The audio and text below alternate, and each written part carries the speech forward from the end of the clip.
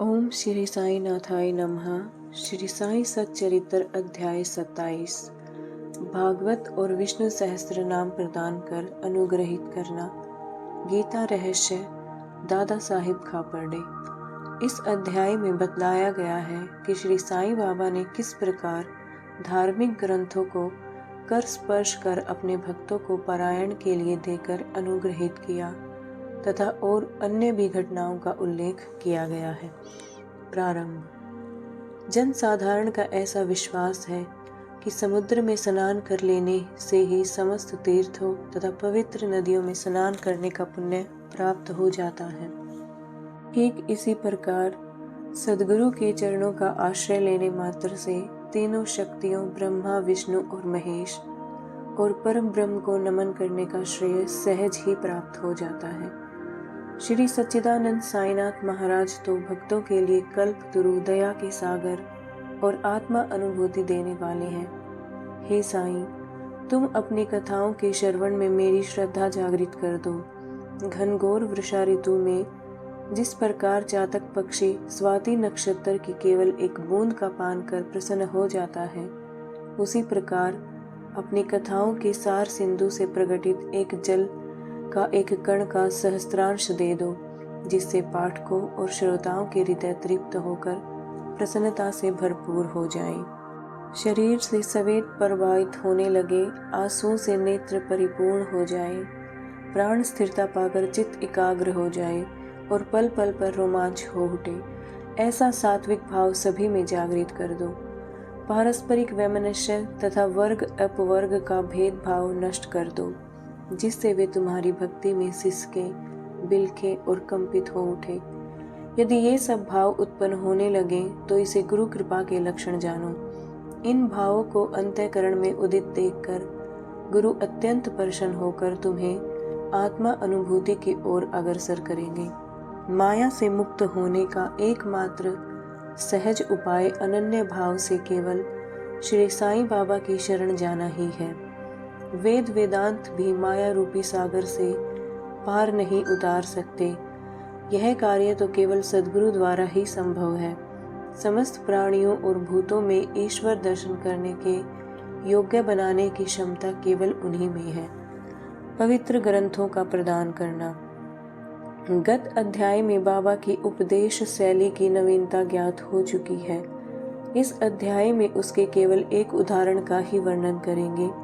भक्तों को जिस ग्रंथ विशेष का पारायण करना होता था, उसे वे बाबा के कर कमलों में भेंट कर देते थे, और यदि बाबा उसे अपने कर कमलों से स्पर्श कर लौटा देते तो वे उसे स्वीकार कर लेते थे। उनकी ऐसी भावना हो जाती थी, यदि वे ऐसे ग्रंथ का नित्य पठन करेंगे तो बाबा सदैव उनके साथ ही रहेंगे। एक बार काका महाजनी श्री एकनाथी भागवत लेकर शिरडी आए। श्यामा ने यह ग्रंथ अध्ययन के लिए उनसे ले लिया और उसे लिए हुए वे मस्जिद में पहुंचे। तब बाबा ने वह ग्रंथ श्यामा से ले लिया और उन्हें स्पर्श कर कुछ विशेष पृष्ठों को देखकर उसे संभाल कर रखने की आज्ञा देकर वापस लौटा दिया। श्यामा ने उन्हें बताया कि यह ग्रंथ तो काका साहिब का है और उन्हें इसे वापस लौटाना है। तब बाबा कहने लगे कि नहीं नहीं, यह ग्रंथ तो मैं तुम्हें दे रहा हूँ, तुम इसे सावधानी से अपने पास रखो, यह तुम्हें अत्यंत उपयोगी सिद्ध होगा।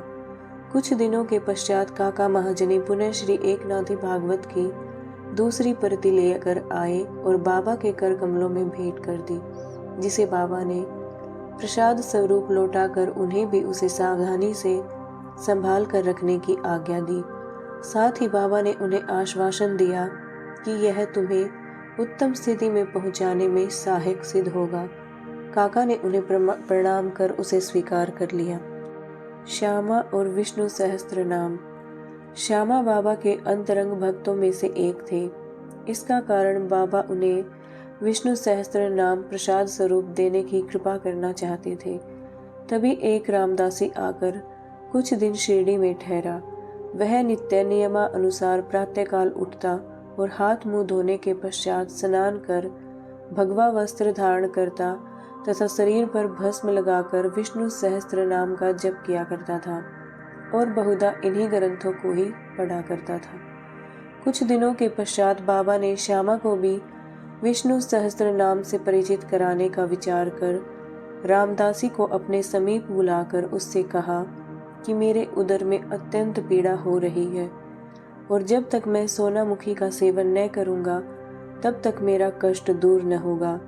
तब रामदासी ने अपना पाठ स्थगित कर दिया और वह औषधि लाने बाजार चला गया।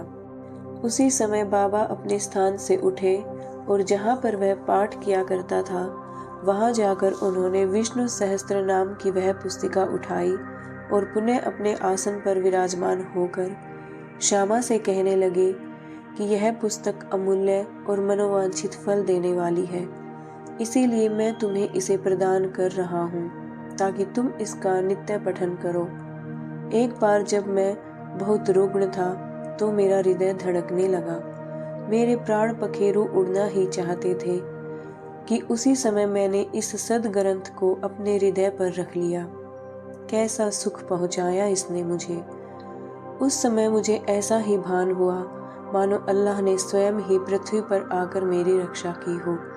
इस कारण यह ग्रंथ मैं तुम्हें दे रहा हूँ। इसे थोड़ा धीरे धीरे कम से कम 1 श्लोक प्रतिदिन अवश्य पढ़ना, जिससे तुम्हारा बहुत भला होगा। तब श्यामा कहने लगे कि मुझे इस ग्रंथ की आवश्यकता नहीं, क्योंकि इसका स्वामी रामदासी अति क्रोधी व्यक्ति है जो व्यर्थ ही अभी आकर मुझसे लड़ने को तैयार हो जाएगा। अल्प शिक्षित होने के नाते मैं संस्कृत भाषा में लिखित इस ग्रंथ को पढ़ने में भी असमर्थ हूँ। श्यामा की धारणा थी कि बाबा मेरे और रामदासी के बीच मन मुटाव करवाना चाहते हैं, इसीलिए ही उन्होंने यह नाटक रचा है। बाबा का विचार उनके प्रति क्या था, यह उनकी समझ में न आया। बाबा येन केन प्रकारेण विष्णु सहस्त्र नाम उसके कंठ में उतार देना चाहते थे। वे तो केवल अपने एक अल्प शिक्षित अंतरंग भक्त को सांसारिक दुखों से मुक्त कर देना चाहते थे। ईश्वर नाम के जाप का महत्व तो सभी को विदित ही है, जो हमें पापों से बचाकर, कुवृत्तियों से हमारी रक्षा कर, जन्म तथा मृत्यु के बंधन से छुड़ा देता है। यह आत्मशुद्धि के लिए एक उत्तम साधन है, जिसमें न किसी सामग्री की आवश्यकता है और न ही किसी नियम के बंधन की। इससे सुगम और प्रभावकारी साधन अन्य कोई नहीं। बाबा की इच्छा तो श्यामा से यह साधना कराने की थी, परंतु श्यामा ऐसा न चाहते थे, इसीलिए बाबा ने उन पर दबाव डाला। ऐसा बहुधा सुनने में आया है कि बहुत पहले श्री एकनाथ महाराज ने भी अपने एक पड़ोसी ब्राह्मण से विष्णु सहस्त्र नाम का जाप करने के लिए आग्रह कर उसकी रक्षा की थी। विष्णु सहस्त्र नाम का जाप चित्त शुद्धि के लिए एक श्रेष्ठ और सरल मार्ग है, इसीलिए बाबा ने श्यामा को अनुरोध पूर्वक इसके जाप में प्रवृत्त किया। रामदासी बाजार से तुरंत सोनामुखी लेकर लौट आया। अन्ना चिंचणीकर जो वहीं उपस्थित थे पराये पूरे नारद मुनि ही थे और उन्होंने उक्त घटना का संपूर्ण वृतांत रामदासी को बता दिया। रामदासी क्रोधावेश में आकर श्यामा की ओर लपका और कहने लगा कि यह तुम्हारा ही कार्य है, जो तुमने बाबा के द्वारा मुझे उदर पीड़ा के बहाने औषधि लेने बाजार भेजा। यदि तुमने पुस्तक न लौटाई तो मैं तुम्हारा सिर तोड़ दूंगा। श्यामा ने उन्हें शांतिपूर्वक समझाया, परंतु उनका कहना व्यर्थ ही हुआ। तब बाबा प्रेम पूर्वक बोले कि अरे रामदासी, यह क्या बात है, क्यों उपद्रव कर रही हो? क्या श्यामा अपना बालक नहीं है? तुम उसे व्यर्थ ही क्यों झगड़ा करते हो? क्या तुम नम्र और मृदुल वाणी नहीं बोल सकते? तुम नित्य इन पवित्र ग्रंथों का पाठ किया करते हो और फिर भी तुम्हारा चित्त अशुद्ध ही है। जब तुम्हारी इच्छाएं ही तुम्हारे वश में नहीं है तो तुम रामदासी काहे के? तुम्हें तो समस्त वस्तुओं से अनासक्त होना चाहिए। कैसी विचित्र बात है कि तुम्हें इस पुस्तक पर इतना अधिक मोह है। सच्चे रामदासी को तो ममता त्याग कर समदर्शी होना चाहिए। तुम तो अभी बालक श्यामा से केवल एक छोटी सी पुस्तक के लिए झगड़ा कर रहे थे। जाओ अपने आसन पर बैठो। पैसों से पुस्तकें तो अनेक प्राप्त हो सकती हैं, परंतु मनुष्य नहीं। उत्तम विचारक बनकर विवेकशील हो। पुस्तक का मूल्य ही क्या है और उससे श्यामा को क्या प्रयोजन। मैंने स्वयं उठकर वह पुस्तक उसे दे दी थी, यह सोचकर कि तुम्हें तो यह पुस्तक पूर्णतः कंठस्थ है, श्यामा को इसके पठन से कुछ लाभ पहुँचे, इसीलिए मैंने उसे दे दी। बाबा के ये शब्द कितने मृदु, मार्मिक और अमृत तुल्य हैं। इनका प्रभाव रामदासी पर भी पड़ा। वह चुप हो गया तथा फिर श्यामा से बोला कि मैं इसके बदले में पंचरत्नी गीता की एक प्रति स्वीकार कर लूंगा। तब श्यामा भी प्रसन्न होकर कहने लगे कि एक ही क्यों, मैं तुम्हें इसके बदले में 10 प्रतियां देने को तैयार हूँ। इस प्रकार यह विवाद शांत हो गया। परंतु अब प्रश्न यह आया कि रामदासी ने पंचरत्नी गीता के लिए एक ऐसी पुस्तक जिसका उसे कभी ध्यान भी न आया था, इतना आग्रह क्यों किया, और जो मस्जिद में हर दिन धार्मिक ग्रंथों का पाठ करता हो, वह बाबा के समक्ष ही इतना उत्पात करने पर क्यों उतारू हो गया। हम नहीं जानते कि इस दोष का निराकरण कैसे करें और किसे दोषी ठहरावें।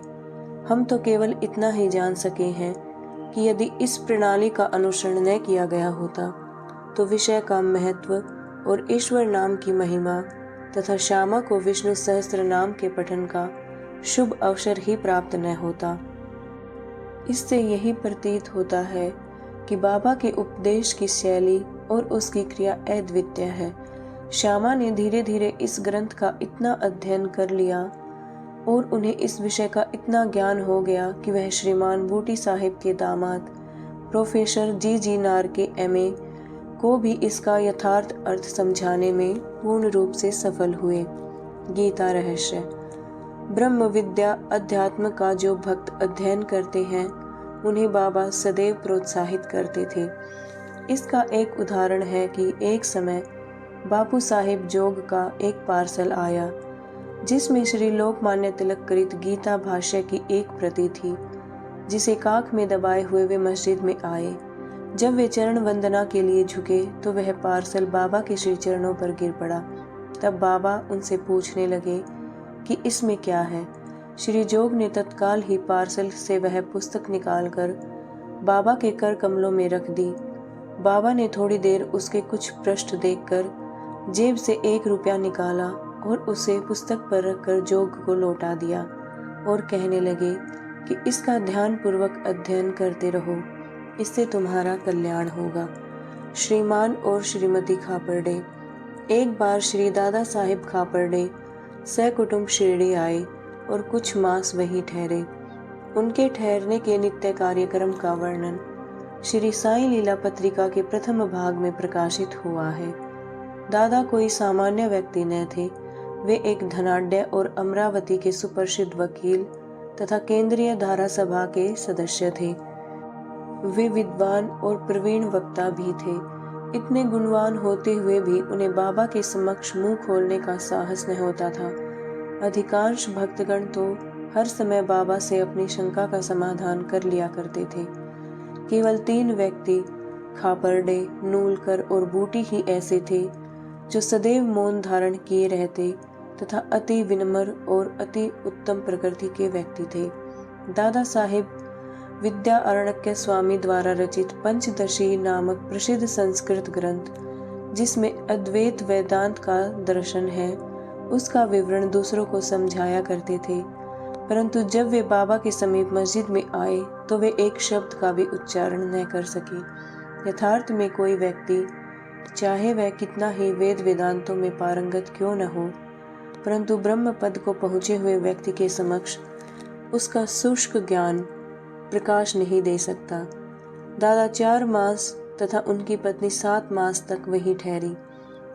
वे दोनों अपने शिरडी प्रवास से अत्यंत प्रसन्न थे।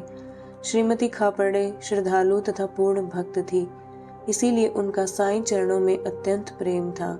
प्रतिदिन दोपहर को वे स्वयं नैवेद्य लेकर मस्जिद को जाती और जब बाबा उसे ग्रहण कर लेते तभी वे लौटकर अपना भोजन किया करती थी। बाबा उनकी अटल श्रद्धा की झांकी का दूसरों को भी दर्शन कराना चाहते थे।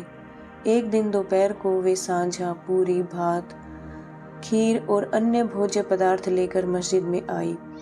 और दिनों तो भोजन पर आए घंटों तक बाबा की प्रतीक्षा में पड़ा रहता था, परंतु उस दिन वे तुरंत ही उठे और भोजन के स्थान पर आकर आसन ग्रहण कर लिया और थाली पर से कपड़ा हटाकर उन्होंने रुचिपूर्वक भोजन करना प्रारंभ कर दिया। तब श्यामा कहने लगे कि बाबा, यह पक्षपात क्यों? दूसरों की थालियों पर तो आप दृष्टि तक नहीं डालते, उल्टे उन्हें फेंक देते हैं, परंतु आज इस भोजन को आप बड़ी उत्सुकता और रुचि से खा रहे हैं। आज इस बाई का भोजन आपको इतना स्वादिष्ट क्यों लगा? यह विषय तो हम लोगों के लिए एक समस्या बन गया है। तब बाबा ने इस प्रकार समझाया, सचमुच ही इस भोजन में एक विचित्रता है। पूर्व जन्म में यह बाई व्यापारी की एक मोटी गाय थी जो बहुत अधिक दूध देती थी। पशु योनि त्याग कर इसने एक माली के कुटुंब में जन्म लिया। उस जन्म के उपरांत फिर यह एक क्षत्रिय वंश में उत्पन्न हुई और इसका ब्याह एक व्यापारी से हो गया। इस बार एक ब्राह्मण के घर उनका जन्म हुआ है। दीर्घ काल के पश्चात इसे भेंट हुई है, इसीलिए इनकी थाली में से प्रेम पूर्वक 4 ग्रास तो खा लेने दो। ऐसा कहकर बाबा ने भरपेट भोजन किया और फिर हाथ मुंह धोकर और तृप्ति की 4-5 ढकारे लेकर वे अपने आसन पर पुनः विराजे। फिर श्रीमती खापर्डे ने बाबा को नमन किया और उनके पाद सेवन करने लगी। बाबा उनसे वार्तालाप करने लगे और साथ ही साथ उनके हाथ भी दबाने लगे। इस प्रकार परस्पर सेवा करते देख श्यामा मुस्कुराने लगा और बोला कि देखो तो, यह एक अद्भुत दृश्य है कि भगवान और भक्त एक दूसरे की सेवा कर रहे हैं। उनकी सच्ची लगन देखकर बाबा अत्यंत कोमल तथा मृदु शब्दों में अपने श्रीमुख से कहने लगे कि अब सदैव राजा राम का जाप किया करो, और यदि तुमने इसका अभ्यास कर्मबद्ध कर लिया तो तुम्हें अपने जीवन के ध्येय की प्राप्ति अवश्य हो जाएगी। तुम्हें पूर्ण शांति प्राप्त होकर अत्यधिक लाभ होगा। आध्यात्मिक विषयों से अपरिचित व्यक्तियों के लिए यह घटना साधारण सी प्रतीत होगी, परंतु शास्त्रीय भाषा में यह शक्तिपात के नाम से विदित है, अर्थात गुरु द्वारा शिष्य में शक्ति संचार करना। बाबा के वे शब्द कितने शक्तिशाली और प्रभावकारी थे, जो एक क्षण में ही हृदय कमल में प्रवेश कर गए और वहां अंकुरित हो उठे। यह घटना गुरु शिष्य संबंध के आदर्श की द्योतक है। गुरु शिष्य दोनों को एक दूसरे को अभिन्न जानकर प्रेम और सेवा करनी चाहिए, क्योंकि उन दोनों में कोई भेद नहीं है। वे दोनों अभिन्न और एक ही हैं, जो कभी पृथक नहीं हो सकते। शिष्य गुरुदेव के चरणों पर मस्तक रख रहा है, यह तो केवल बाह्य दृश्य मात्र है। आंतरिक दृष्टि से दोनों अभिन्न हैं और एक ही हैं। जो उनमें भेद समझता है वह अभी अपरिपक्व और अपूर्ण ही है। श्री सद्गुरु साईनाथार्पणमस्तु। शुभम भवतु। ओम श्री साईनाथाय नमः। अध्याय 27 संपूर्णम। ओम श्री साईनाथाय नमः।